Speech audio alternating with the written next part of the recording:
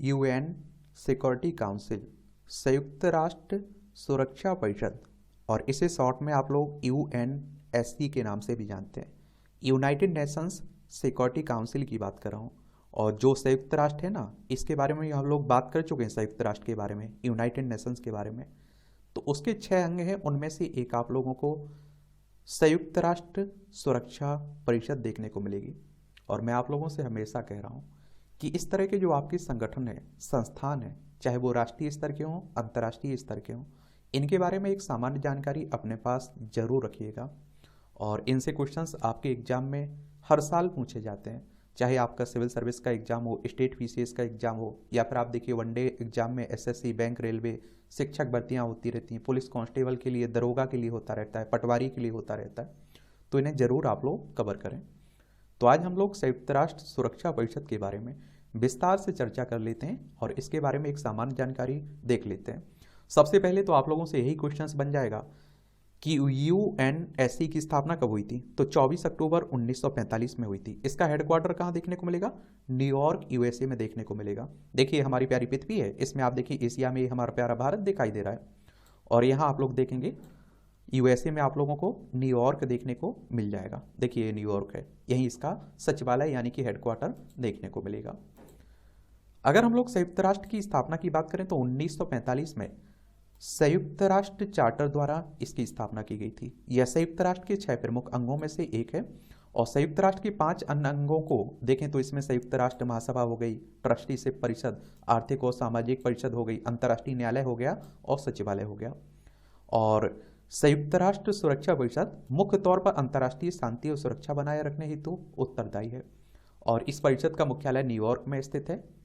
और इसके सदस्यों की बात करें तो सुरक्षा परिषद में कुल 15 सदस्य आपको देखने को मिलेंगे, जिनमें 5 आपके स्थायी सदस्य हैं और 10 अस्थायी सदस्य आपको देखने को मिलेंगे। और जो 10 अस्थायी सदस्य हैं ना, इनका कार्यकाल 2 साल का होता है। 5 स्थायी सदस्यों में संयुक्त राज्य अमेरिका है, रूसी संघ है, फ्रांस है, चीन है, यूनाइटेड किंगडम है। ये 5 जरूर याद रखिएगा, संयुक्त राष्ट्र अमेरिका, संयुक्त राज्य अमेरिका, रूसी संघ, फ्रांस, चीन, यूनाइटेड किंगडम। भारत ने पिछले वर्ष यानी कि 2000 आप देखते हैं कि 21 में 8वीं बार एक अस्थायी सदस्य के रूप में संयुक्त राष्ट्र सुरक्षा परिषद में प्रवेश किया था। और प्रति वर्ष आप देखिए महासभा 2 वर्ष के कार्यकाल के लिए 5 अस्थायी सदस्यों कुल 10 में से का चुनाव करते हैं। 10 अस्थायी सीटों का वितरण क्षेत्रीय आधार पर किया जाता है। और परिषद की अध्यक्षता प्रतिमाह 15 सदस्यों के बीच रोटेट होती है। और जो स्थायी सदस्य हैं वो तो हमेशा स्थायी बने रहते हैं, उनके हटने का, जुड़ने का तो कोई सवाल ही नहीं रहता है। उसमें सुधार को लेकर भारत भी मांग कर रहा है, बाकी देश भी मांग कर रहे हैं।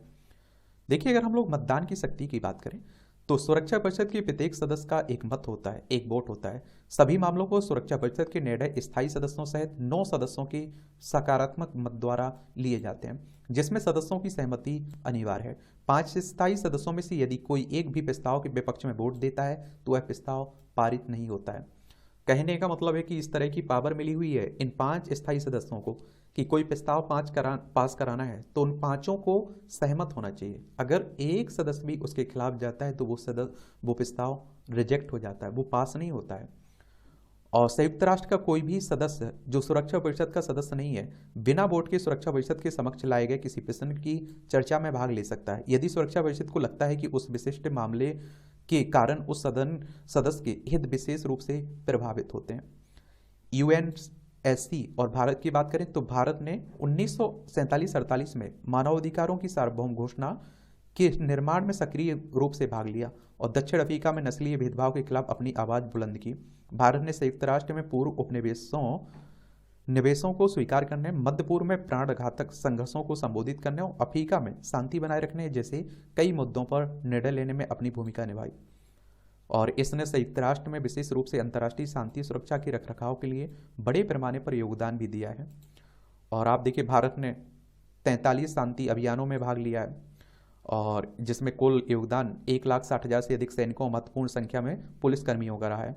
भारत की जनसंख्या, क्षेत्रीय आकार, सकल घरेलू उत्पाद, आर्थिक क्षमता, सभ्यतागत विरासत, सांस्कृतिक विविधता, राजनीतिक व्यवस्था और संयुक्त राष्ट्र की गतिविधियों में अतीत तथा वर्तमान में भारत द्वारा दिए जा रहे योगदानों ने इसकी यूएनएससी में स्थायी सीट की मांग पूरी तरह से तर्कसंगत बना दी है। और यूएनएससी के साथ मुद्दे भी। तो अभिलेखों और बैठकों की अनुपस्थिति।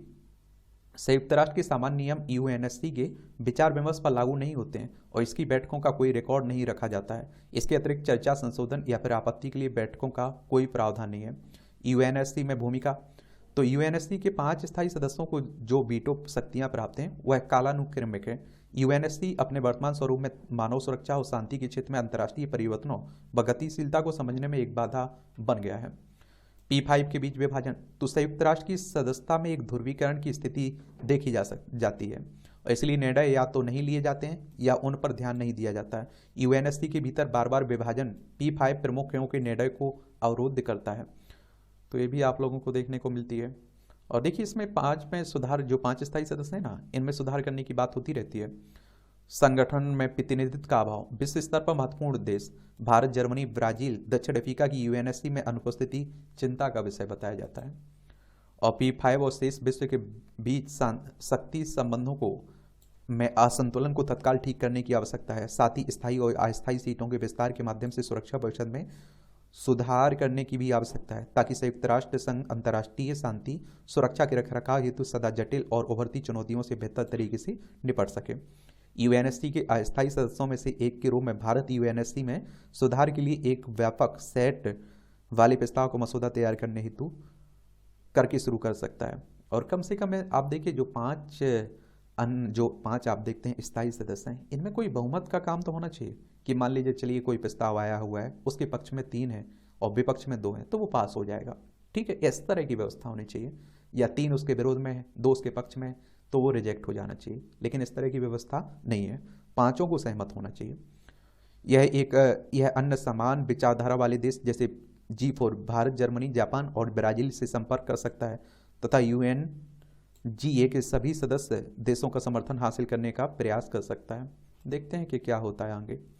तो इतनी जानकारी आप लोग संयुक्त राष्ट्र सुरक्षा परिषद के बारे में जरूर रखिएगा। अगर क्वेश्चंस पूछा जाएगा तो जरूर आप लोग उसका आंसर दे पाएंगे। और किसी संस्थान के बारे में जानने की दिलचस्पी हो तो उसका नाम आप लोग बता सकते हैं, उसके बारे में भी हम लोग बात कर लेंगे।